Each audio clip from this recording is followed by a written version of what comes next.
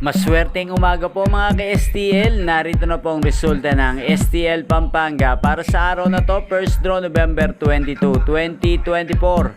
Araw ng Biyernes, naway ang mga natayaan niyo pong mga numero kanina ay manalo nawa ngayong umagang ito, 11 AM. Kaya kunin niyo na po ang inyong mga tickets. Narito na po ang resulta. Ang mga numerong nanalo sa STL Pampanga ngayong umagang ito, November 22, 2024, 11 AM. First draw result, 13 at 11 in exact order. Sa lahat po ng tumaya kanina para sa first draw ng 13 at 11, congrats po sa inyo. Panalo po kayo. Again, 13 at 11.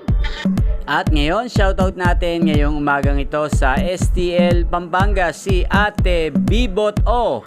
Ate Bibot O, shoutout po sa iyo. Nawa, isa ka po sa swertihin ngayong araw na to sa STL Pampanga. At sa lahat po ng mga taga Pampanga dyan, shoutout po sa inyo.